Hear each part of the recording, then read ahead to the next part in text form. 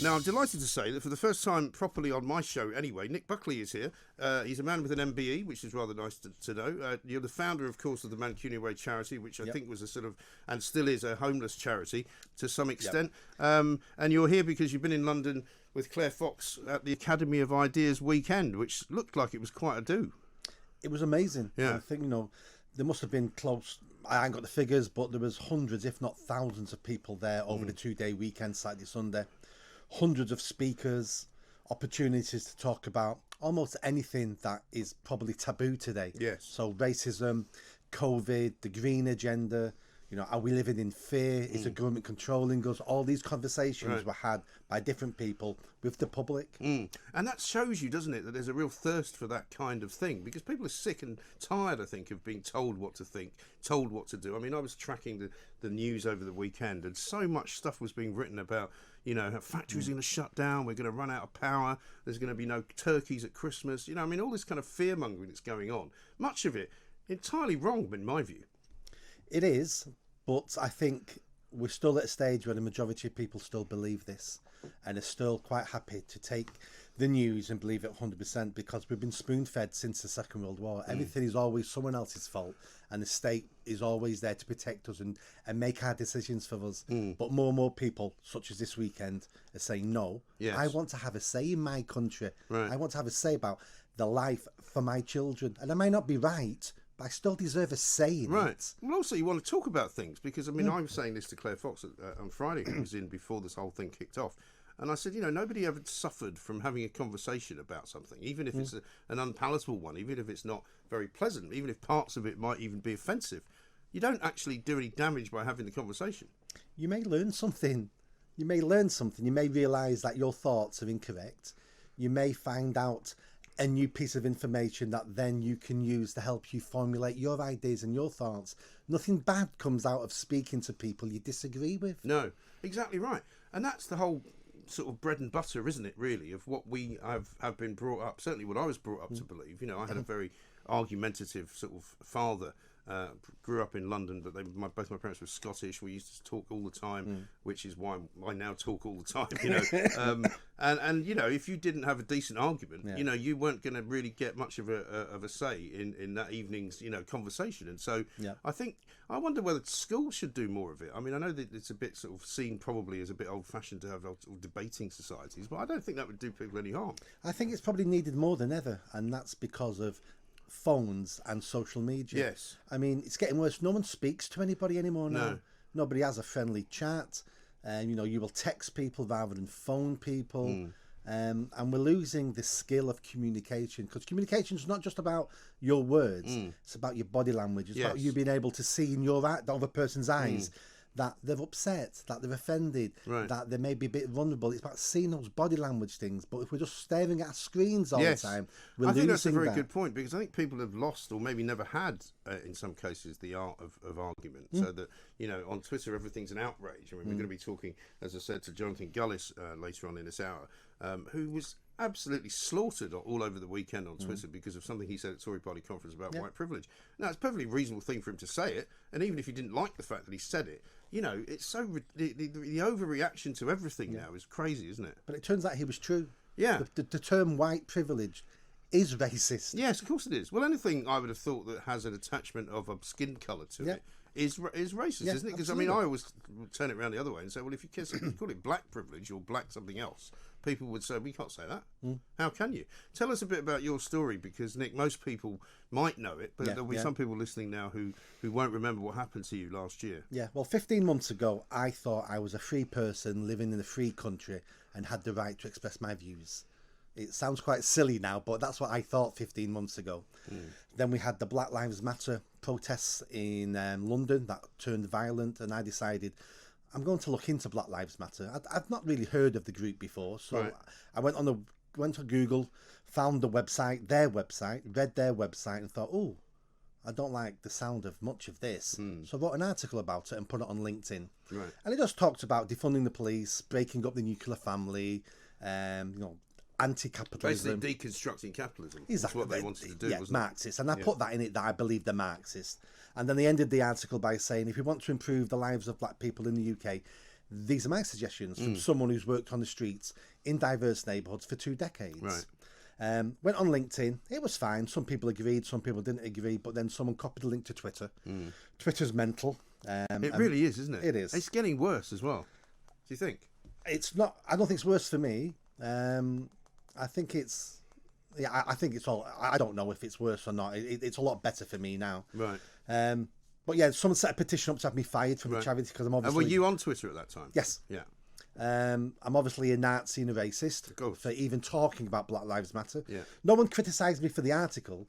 The criticism was, how dare you as a white man talk about a black issue? That really was the criticism. Yes. And that was an interesting time, wasn't it? Because we felt it, I think, here as well, and I think in all of the media and in all of the coverage of the BLM protests, because there was this kind of what I would call incredibly kind of fascist-like zeal, with which people attacked anybody white to say you can't possibly know what racism is like because you're white. Yeah. Which is kind of like saying you can't possibly know what it's like to be sick unless you're sick.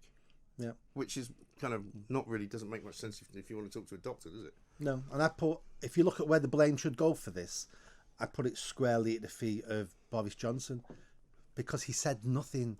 He was a missing man for months. And he's done a lot of that, hasn't he? Yeah. When something difficult comes up, he disappears.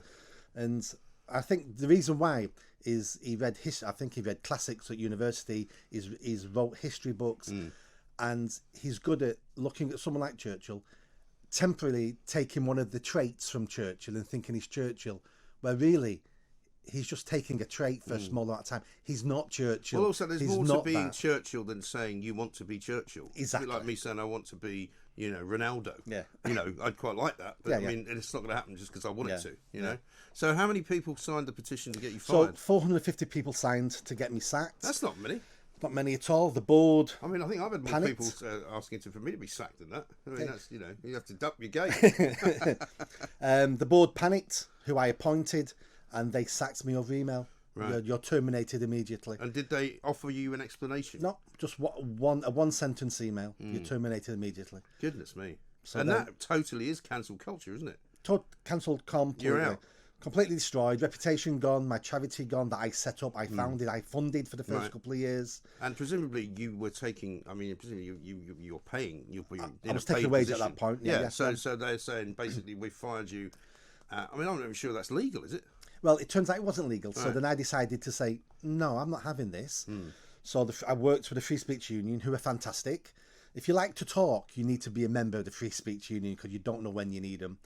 They got a solicitor involved, pro bono. He looked at my contract and said, clear-cut breach of contract. So we wrote to the board and we said, if you don't resign, we're going to sue you. And they resigned within 18 hours, all in disgrace.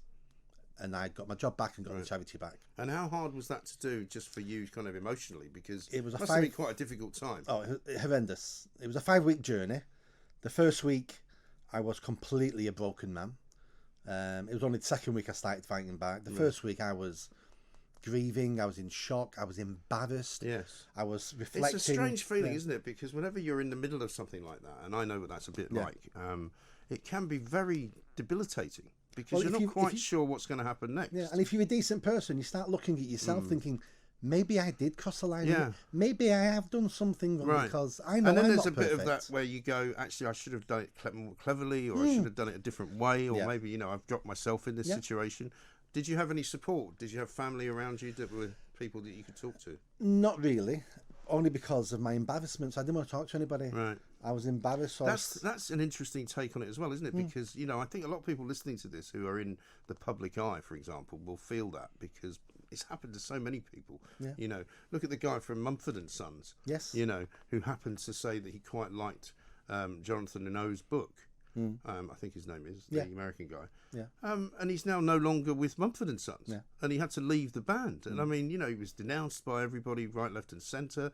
And luckily, I think he's quite a strong individual, and so he'll probably be okay, and he's got money and all of that. But it is a very odd thing to happen to you, isn't it? And we only hear about the famous people. This is happening to people who are stacking shelves in Tesco's or driving a bus in London. Yes. And these are the people whose lives are completely destroyed, and we never hear about them because they're nobodies. And I wonder as well whether it's censorious for people themselves. You know, like I meet a lot of people who say, "Oh, well, I can't really say this at work, or I can't really talk about that all the time." You know, I'm very careful about what I say when I'm out in public. Yeah. It's a very odd place that we found ourselves in, isn't it? Someone asked me a question yesterday at the Battle of Ideas. They asked me, what are the things we're not allowed to say? Yes. And I gave it a minute's thought, and I thought, that's a good question, because people say, absolutely everything. And my answer really was, what you're not allowed to say is what you in your head deem you shouldn't say, because it's all self-censorship. So we'll have one person who may criticise Black Lives Matter. Yeah. So, well, we criticise Black Lives Matter, but the vast majority of people are self-censoring and won't say things. Yes. And that's the worst type of censorship, right, because they're afraid just to express their views. Yes, exactly right. And would you say that's quite sort of widespread in all areas of life now? Absolutely. And I think the more money you earn, the more middle class you are, the more it is. Yeah. Because you see more, you've got more to lose. And what about your weekend with the Academy of Ideas? What did you talk about? What was your kind of lesson for people? I was on 2 events. The first event was, I can't remember the full title, but it was basically, should we boycott companies we don't like? Right. And the second one was with the Free Speech Union, and that was on cancel culture. Right. And so you told your story, presumably? Told my story and then gave advice about what people need to do. And the advice was simple. The first thing is, start using the word no. Yes. So when people want you to do things or attend training or say this or say that, and you don't want to, the answer is no. That's the answer. And in some companies, it's obviously more difficult than others, because they may want you or require you to do that. I mean, we've got already in America quite a lot of companies demanding that people are double vaccinated before they can come into the office, before they can even apply for a job. And they can presumably put conditions on your contract as well, that you must attend, I don't know, certain diversity classes or something like that. Do you see that getting more kind of endemic? Do you see that getting more compulsory, if you like?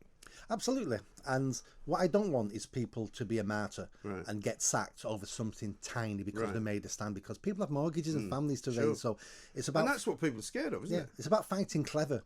So it's about picking your battles. There may be small battles. It may be this, I've got to attend a diversity training course. I've got to do it. My boss is big into this. So do you know what? I'm sick that day. Right. So I don't attend because I phoned in sick. Right. And I may take a day's lost pay because I've been sick and I don't have sick pay. Well, that's your little battle you can fight and win. You can, but what if they come back and say, well, I'm sorry you were sick, but now you're going to have to do it next week? And maybe you will have to do it, but at least then you did fight a battle and you managed to win. Other people around you will see, he didn't turn up for that. That might give somebody else a little bit of courage for them to fight their little battle. And we're the majority, and we all do our little bit. It all adds up to a tsunami of change. Yes. But if we're all just saying, I'm just going to go along with it, then eventually we'll end up in a really dark place, and we'll wonder how we got here. Well, and the answer as we've seen with the kind of advent of various COVID restrictions, the things they said they would never do, And they're they now did. doing. The things they said they won't do, they're now considering. But I mean, again, I don't want to sit here as if we are the great soothsayers of the world. It might not be a terrible thing to have a diversity session that you go and sit through. But what I don't want to do is be lectured at and told that because I'm white that somehow I'm doing something wrong, or that I've done something wrong in the past, or that for some reason. I mean, I was actually getting worked up yesterday. My son wanted to play Monopoly. My sister's visiting from America, so we had a game of Monopoly, and they've changed the currency, right? So they've now got this Monopoly sign instead of a pound sign. And I said, sort of just half jokingly, well, it's probably something to do with slavery. We're probably not allowed to use the pound sign in Monopoly anymore. So now it doesn't actually look like a proper currency. You can't really tell what it is, And you just think, what's the point of that? We're hearing this morning from British Airways that, they're not going to use the term ladies and gentlemen anymore.